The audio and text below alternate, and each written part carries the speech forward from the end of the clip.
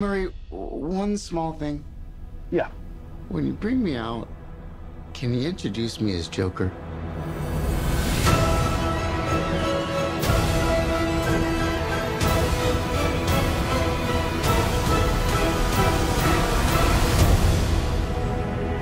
Send in the clowns.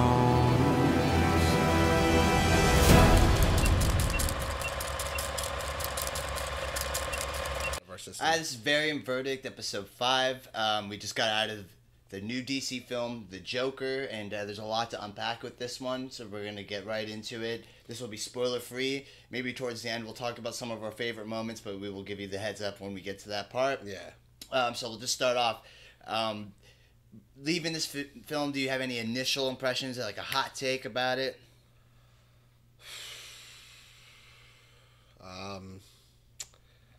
Well, it's got my vote for movie of the year. I mean, oh, okay, so it's right up there already. Yeah, no, out of everything that I've seen, which I mean, there are a couple movies I know that are out there I haven't checked out yet, and a lot of people are recommending movies like Lighthouse and things like that. But this, I don't know, out of anything I've seen that come out this year, this is on another level. I'm gonna start off with saying that I'm a huge fan of Joaquin Phoenix. I think this was his best performance of his career. I know that's a tall order. We got movies like Her, The Master, I'm Not There, I Was Never Really There, similar title name, but another great Joaquin Phoenix movie. The guy has got a great body of work, and he somehow manages to surpass even that, and this is, to me, his all-time... This is like a magnum opus performance for him. This is it. I mean, like, I don't know how or if he'll be able to top this. I'm sure he can, but... All right, can there be... Have you ever heard of a time where two different people won an award for the same character? Oh, okay. Like, you mean like the same way that Heath Ledger won the posthumous award for supporting as the actor Joker, when he died. Versus then Joaquin Phoenix winning it. Same character, two different movies, two different actors, but that same character. That's really interesting. And I know that here's another funny thing is that Avengers Endgame came out this year, and we have... Robert Downey Jr. is a possible contender for his performance in that film. Yeah. And ironically, Robert Downey Jr., last time he was nominated was for Tropic Thunder, and he lost to Heath Ledger. Yeah. What if he loses again? To the Joker. To the Joker. Last time nominated. Iron but Man. We're getting off topic here. I just wanted to start that I do think... it may not be my favorite film of the year. That's to be determined. I do like it an awful lot. I think it's a great movie. The thing I took from it is Joaquin Phoenix. Just he's the dominator. He kept me completely entranced throughout this film. I loved every time he was on screen, which is most of the movie, thankfully. Well, that's the thing. This movie, like, people can sit there and try and talk about supporting casts and things, but you're only talking about maybe like two other peak characters. Yeah, you have the Robert DeNiro character. He does get a good bit of screen time. You got Zazie Beetz. She gets a good bit of screen time. Yeah. But it generally is Arthur's story. It's told from his perspective. We follow him around as the camera. It's him. It's his story, and that's where Joaquin Phoenix, he just shows kind of like 50 different shades of the character throughout this 2-hour runtime. It's incredible how far he stretches his acting. The transformation in this movie was like... insane. Like, you could see it happening, but sometimes it was so subtle. Sometimes between the weight loss, the whole thing. Oh, he really Jesus Christ! It. Yeah, he's rail thin. It's like The Machinist. It reminds me of like just how thin he got. Like, it was. So how do you feel about like the way that it connected to the comics? Did you feel like it was beholden to it? How did you feel about the use of Gotham City, and in terms of the way they approached the story, with Arthur Fleck and how he? How do you feel about the comic side of it? Well, I mean, there really is no one comic, from what I understand, that you can really pinpoint this on. This is from this novel. It feels like it's just pieces from everything different. The way that Nolan portrayed Heath Ledger, Nolan in those movies portrayed the Joker. He always had a different version of his origin depending on who he was talking to. Yeah. I do like that Todd Phillips continues the tradition where the Joker could be. His story, he's an unreliable narrator. He's he's a trickster, that's his whole thing, and he doesn't have a definitive origin. In this movie, while it does seem to have a definitive origin, it does play with you in the sense that you were dealing with an unreliable narrator, the Joker. Well, yeah. I mean, it was great, though. Yes. No, it's a terrific film. I think as far as the comic book side of the movie, I liked that the movie did feel like kind of like a psychological thriller just set in the sandbox of Gotham City. Yeah. It wasn't beholden too much to the comics. You didn't get a lot of Easter eggs like, oh, there could be an enigma behind him or whatever. You know, Yeah, like, there goes the Riddler. No, this is Well, the whole Joaquin Phoenix, it's Arthur timepiece. Fleck, and that's his story. It doesn't seem like it's super beholden to the and comic only that books. because It's not winking and nodding at you as the whole time as the audience, like, hey, this is a comic book movie. Yeah, to me though, this movie also dives into like a time that most of the comics didn't, and this is like there was no Batman. Yeah, picture There like was- 80s New York via time of movies like Taxi Driver. You know, you've probably heard this before, but like Kings of Comedy by Martin Scorsese, it's got a very grimy feel. It feels like 80s era. No, New it York really for does. Sure. It feels like that. I got like that Taxi Driver, like all that stuff was really in. Yeah, and like I said, I think the Very movie does Scorsese. really well in that it lets you know, hey, this movie does take place in Gotham, but it's not really a comic book movie. There's not going to be a lot of Easter eggs in terms of people that you may hear referenced and things you might see in the background. You see a couple famous locations. I think you see Ace Chemical, Arkham Asylum. Kind of Amusement Mile has a small part in the background. You see Arthur Walk By, which is the theme park, if you know from The Killing Joke.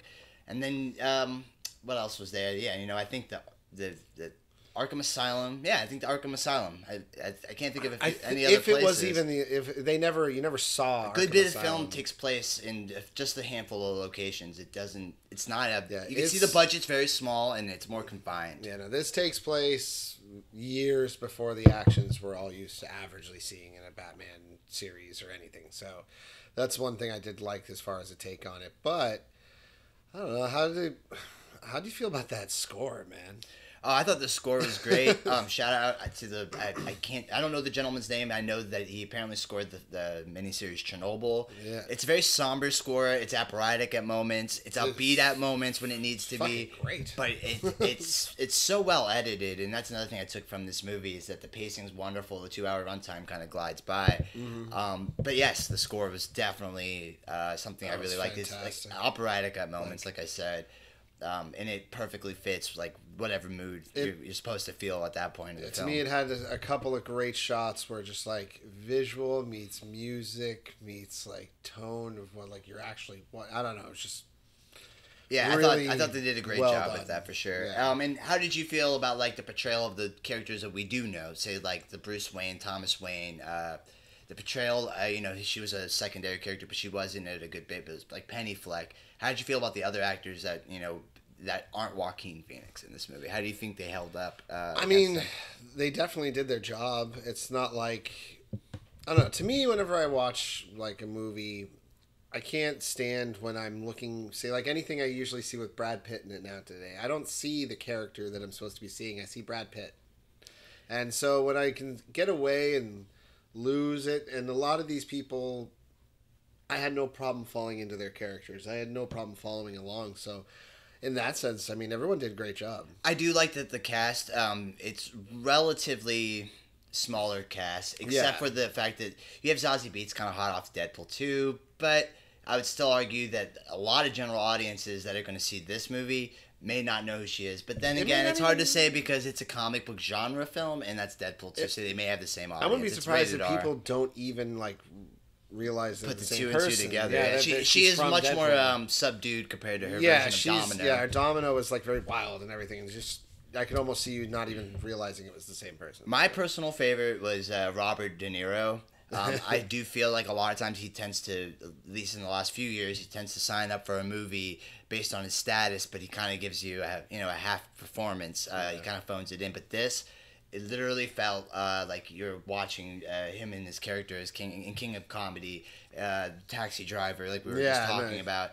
He's more animated. He's a little more fun to watch in this movie, and he does work well in this story. He's awesome. Yeah, De Niro's across fantastic. Joaquin Phoenix's character. No, it was all good. So yeah, I across the board just great. Like, Yeah, and how would you rank this compared to the other comic book films that have come out this year? Like movies like Avengers Endgame, Spider-Man Far From Home, Captain Marvel, or even Aquaman, like the last DC outing. All right, now the way I look at it, and this is like a tricky question, but this is the best way I can answer it. To where X-Men, look at the whole series, but then you got Logan. And Logan to me is the best one of them all, but it's kind of a cheat because it's the one that's most disconnected to it all. Yeah, yeah. So in the sense of like comic book movies coming out, I mean, I'd have to put it as one of my favorites, even though it's unlike most comic book movies that you ever see.